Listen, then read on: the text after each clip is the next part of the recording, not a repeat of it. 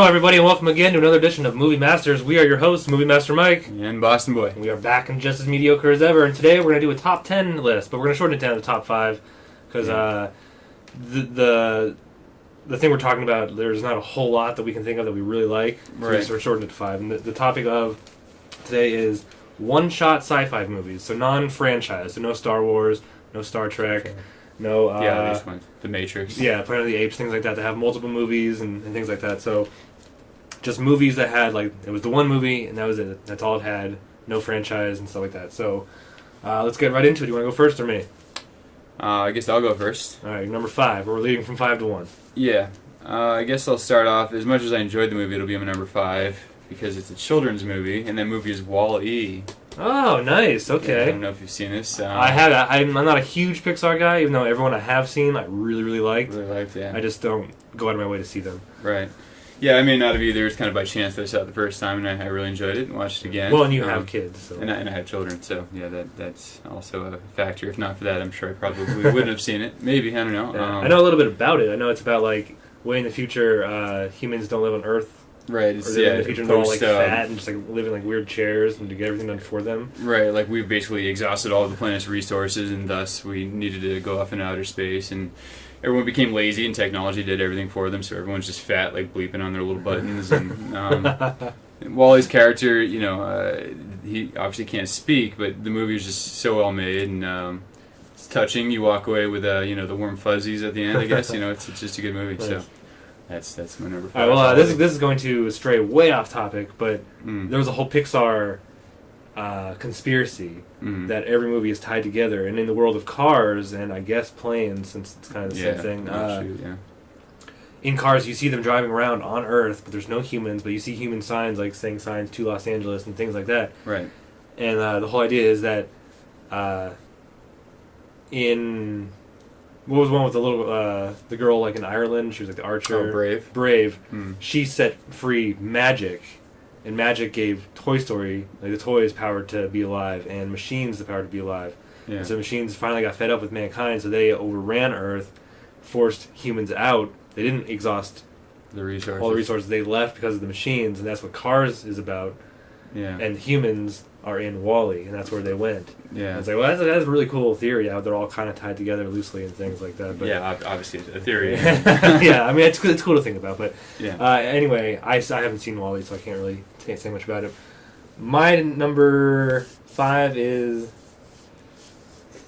The Sixth Day with Arnold Schwarzenegger. I really love that movie. It's so much fun. You got the repet and the cloning and we always mention that all the time. How much we wish that repet would happen. You know, obviously, love our furry friends. So yeah, and at one point there's 2 Arnolds on screen, like talking to each other. And it's hilarious. That's mid-90s or early 90s. It's mid-90s. Yeah. I know the other one. What's the other one with him? Total Recall. Total Recall. I think that was 1990. Yeah. But this movie, like, it's just so much fun. It's got a good cast.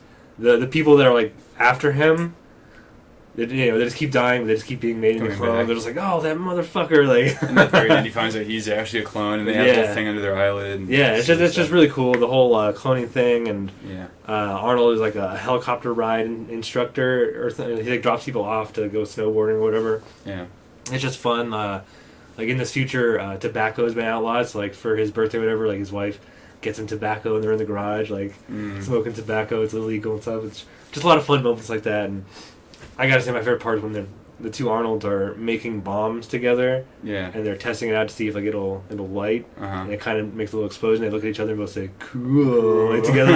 It's in stereo. Like it's so much fun. So that's why that's on my list of top 5 one-shot movies. Yeah, definitely. I don't know why I didn't put that one on, but I'm glad I didn't because now we have more variety. Yep. All right, I will segue into my next. I'll have to go The Fifth Element. Oh, good. That's a good choice. Yeah, it's a good movie. A lot of fun again. Not Bruce Willis's finest work, but one of my preferred movies that he's done. He's done some crappy ones too. So yeah, especially as of late. Right. I guess I don't have a whole lot to say about it. Yeah, that one, like that whole like opening action sequence with the flying like taxi where she like jumped out and like something like that's so badass. Like Right. that sticks out in my mind so much above everything else in the movie. Like the giant weird things that walk around, and Gary Oldman with the weird hair. He's Yeah. on the phone with. In the future, they still have cord phones. Portable phones, yeah. But and Chris Tucker with the crazy Yeah, talking. Chris Tucker. Oh my God, I can't believe that he signed up for that part. You know what I mean? Like, how much Yeah. did they pay him to attack like that? But Yeah, that's good. It's a fun movie. It's definitely one of a kind. yeah, Definitely. unique for sure. Yeah. All right, my next one is going to be Minority Report. I almost put that one too. Yeah, that's such a good movie. My girlfriend and I just popped it in the other day. I was like, oh man, I forgot how good this movie is. I had so much fun watching it. And I like Tom Cruise. A lot of people say like he sucks, he's not good, he doesn't add anything to a movie, he doesn't really detract anything from a movie, he's just kind of there. I like him. Like when I hear that he's in a movie, especially a sci-fi movie, he's a big sci-fi guy. Yeah. And he did that, War of the Worlds, Oblivion, Edge of Tomorrow, and I guess the Yeah, you just named two of my list actually. Yeah, strangely. Well, go ahead. Sorry. all right, but Minority Report, it's just so much fun with the idea of pre-crime, Right. and that he's one of the policemen that like is all about pre-crime. He thinks it's 100% legit, Right. and then they come up with him as performing a pre-crime, but he's also trying to solve the mystery of why does the one cognitive girl keep reliving that same murder of like the person choking the woman in the water, Right. and it finds out that it was the creator or the head of pre-crime Mm. murder, or he had somebody attempt to murder his wife, so they saw that, Yeah. so they arrested him, and then he went back and redid it. So when she saw it again, they're like, oh, it's just her remembering that again, because Right. they relive some of these over and over again, so it's just like an echo. Right. But he really got away with murder. Like the only person in like 6 years or whatever that it's been Yeah, going on right, that got away with murder. So he's solving that mystery while on the run. Had to get his eyes changed, so when he walks into a store, they don't scan him and stuff. It was just a really cool movie. So I really liked it. I do dig that one actually. The more you're talking about it now, I'm kind of remembering more and that I did enjoy it. But Yeah. All right. Well, well, I'll use that to segue into my next, which is Edge of Tomorrow, which is again a Tom Cruise movie. Freaking hate Tom Cruise so much, but I do really enjoy a lot of his movies. Yeah. I mean, he's a freaking Scientologist nutbag, you know what I mean? But in reality, but his movies, I enjoy almost all of them. I mean, he does take some really good parts. yeah. That movie, I think we were talking about it. Yeah, I still haven't seen it. Like I meant to see it in theaters, I just never got around to it. And Yeah. it's been out on video for more than half a year now, probably. And Right. I haven't got around to picking it up. Yeah, you should. It's a good I one. know. I heard nothing but good things about it. Yeah, exactly. It's kind of like almost like a butterfly effect, or Groundhog's Groundhog's Day. Day. Yeah, he's Yeah. reliving it over and over, but it's when he dies, so he keeps dying. And what I like most about it is usually with a sci-fi movie, at the end you're like, you make excuses. You're like, oh, it's just a movie, whatever. But you can find loopholes. Like if this doesn't make sense, like if this happened, this wouldn't happen. But in this movie, that didn't happen at the end. Everything ties together, and I remember being satisfied at the very end. I can't remember precisely how it ends. I remember bits and pieces, but overall, very impressed with the movie, and I threw it on my list. Yeah, I can't wait to actually watch it. I'm gonna have to go out and buy it. Yeah. But okay, my next one is E.T. the Extraterrestrial. All right, that's a good one. Yeah, like I watched a lot when I was a kid. Everybody did. Mm. Especially since back then movies took a lot longer to come out. They Right. weren't coming out a mile a minute. Yeah. But a couple of years ago, it was like its 20th anniversary, and we were at my dad's house. Remember we watched it together. Oh yeah. At my dad's house, because you guys said like, oh, it's the guy from Boondock Saints. I was like, no, that's not Sean Patrick Flanery. They're like, no, the other guy. I was like, oh yeah. It was, yeah. Yeah, and but rewatching it that night, I was just like, wow, this movie was so good. Like, you don't see a single adult Yeah. except for their mom, Right. the mom's story, until they kind of like the government comes to seize ET. Like Yeah. he's in school. There's scenes of him in school, but you never actually see the adult. You see like his legs or his arms, but you never see his face. Like Yeah. it's just really weird, like how they portray adults. Like it's like the evil Bad thing. guys, So yeah, bad guys right. except for the That's mom. true. It's Yeah, just I never thought about that. it was just such a well done movie. So good. And I had forgotten for 15, 20 years about how good it was. And then when we rewatched it, this was like 2-3 years ago maybe. I was just like, wow, that was so good. It's such a good movie. Yeah. Steven Spielberg was so good, especially when he was younger. Yeah. He still makes good movies. He's still a competent director, but back then he was just top of his game. Everything he did was great. Right. So, and John Williams' score is amazing. So Yeah. Yeah. That was definitely a prime movie. yeah. Meant to be, but let's see. What will my next one be? I guess I will go. go District 9, Nice. which just a really good movie. I don't know. Who's the makers? Aren't they the same makers from The Matrix? Something like that. No, District 9, it was produced by Peter Jackson. Oh, okay. That did Lord of the Rings. Maybe that was what I'm thinking of. I know it was a well-known producer that made me really want to see it. And again, just a really unique movie where the aliens are like, the outcasts that live in the slums. And it wasn't like an alien invasion. They kind of appeared and we didn't know what to do, so we just built like little sheds for them. Yeah, we don't know what to dog be, food so. and cat food, and then he starts transforming into one. It's just crazy. It was a really good movie. Again, I don't remember. I haven't watched it really recently. Just I remember when I first saw the preview for that, and it's, it showed like a big ship. Yeah. And then it said Peter Jackson. I was like, oh no way, they're finally doing a sci-fi. No, Halo. For a while, it was rumored that Steven Spielberg was going to do it, then Peter Jackson was going to do it, and then so when this came out and I saw the ship, and then it said Peter Jackson, I was like, oh no way, it's finally coming out. Yeah. And then it was District 9. I was like, oh, that's weird. The previews didn't give a lot away. Not that movie's a kind of movie where you can get a lot from the previews, but it was enough to entice me because I believe I saw it in theaters. And when I watched it for the first time, it was not what I expected. I didn't expect it to be this hilarious guy with a funny accent going around that's the other thing. The protagonist is like this goofy, he's like going around like almost like an interview, like he's like a newscaster, right? Like talking to these guys, these aliens. He's kind of like giving them crap. He's always like making fun of them and shit like that. And like one of them like sprays something at him, or a canister opens and sprays him, and he slowly starts turning into one. So he has to infiltrate the government to get something with another alien that can fix a ship that can get them to their mothership to leave. Right. And it was not what I expected, but it was really good. I really enjoyed it. Good movie, yeah. All right, my next one is IRobot. This is our number 2. Okay. IRobot, and not a whole lot of people. I don't like talk about this. I don't really care for it. I don't like Will Smith though. But anyway, proceed. Yeah, I don't know. Like when I first watched it, it was. I don't know. I really liked it. It came out like in 2003. Yeah. And so CG still wasn't like the greatest, but it was good CG. It was still really good CG. They did the same technique that, or maybe it was 2002 when it came out, because they were talking about how they did the same thing that Lord of the Rings did with Gollum in Two Towers, where instead of like doing motion capture in just like a big empty room where they film the actor doing the motions, right, and then on set that actor who's playing the CG character isn't there, the other actors are just pretending like he's there, and then they put the CG character from motion capture in there. Right. They actually recorded the motion capture with the live action actors in the same scene, same shots, and then just painted over them.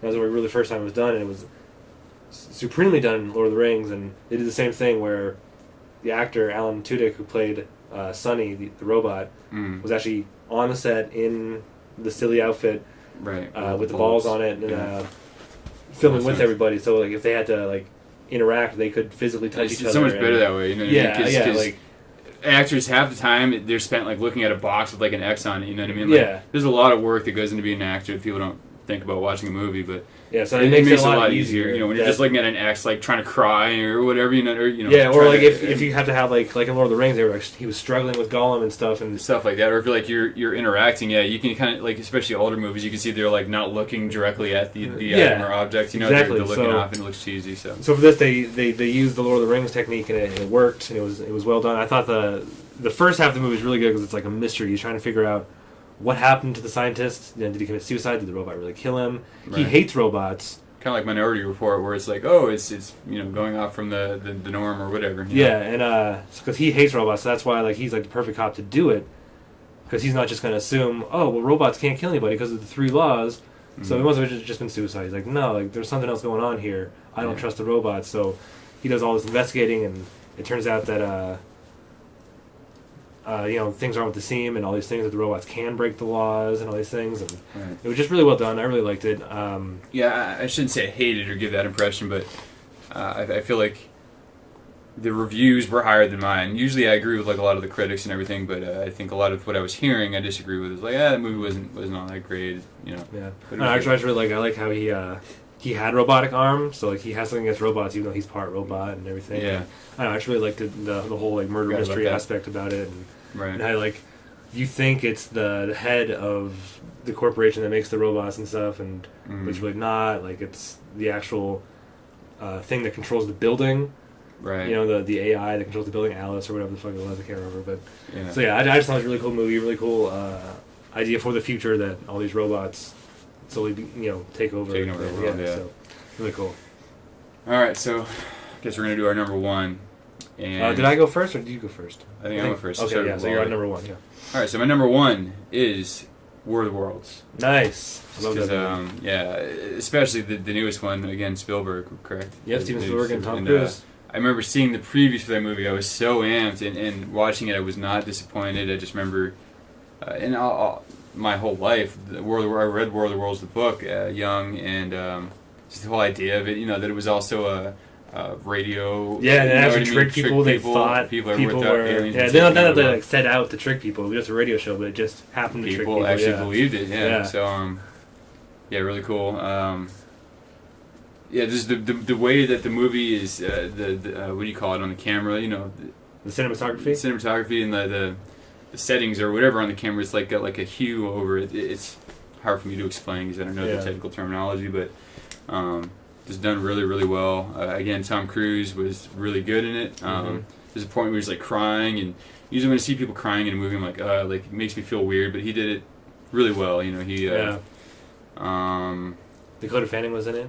Dakota Fanning, that was what really made me want to see the movie. I think I watching another movie. I saw the preview, and there's a part where she's turned around in the van and like everything's exploding, and she's like, like freaking out and crying. And I was like, oh my god, that movie looks so awesome. And again, it didn't disappoint when the robot first comes out of the alien comes out of the ground. It's exploding people into dust. It's just so awesome. Yeah, there's a lot of things I really love about that movie. One, a scene that really sticks out for me is when him and his daughter Dakota Fanning, like, I think his son had already ran away at the time to go fight against the robots, and they meet up with Tim Meadows.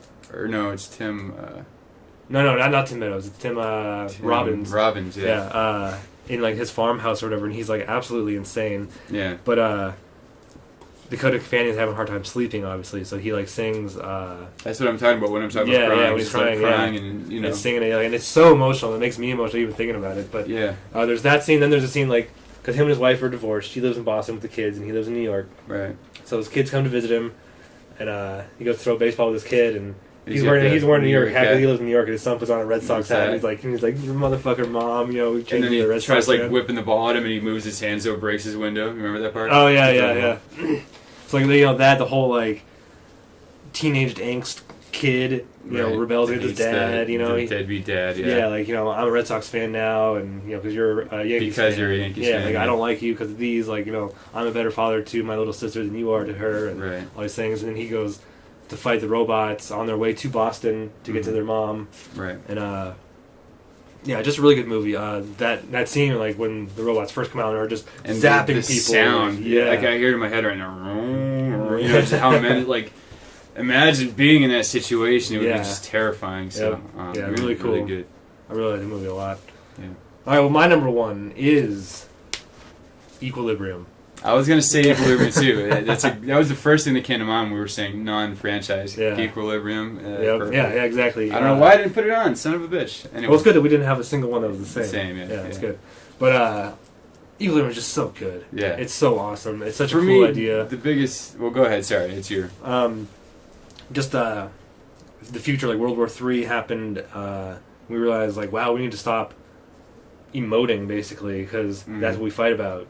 Love, land, all these things. Like, and our emotions rise, we fight, and so like the injection, or whatever, makes us, just kind of like robots, basically. And there's the father figure who's constantly on screen talking about how awesome their society is, and see that's where I'll segue there, because the whole time I watched the movie, as much as I enjoyed it, the fight scenes, the gunfighting is so sick. You know what I mean? The movie is a good freaking movie, but the whole time, and it's like, why isn't anyone else complaining about this? It's a complete rip-off of 1984. Like, it's the father instead of Big Brother. They name him Father. There's giant TV screens everywhere, just like in 1984. You can't have emotion. Everyone's a robot. They're watching you. I mean, the one difference is that he's like a cleric or whatever. Yeah. The main person instead of a regular Joe, and also what was the other difference?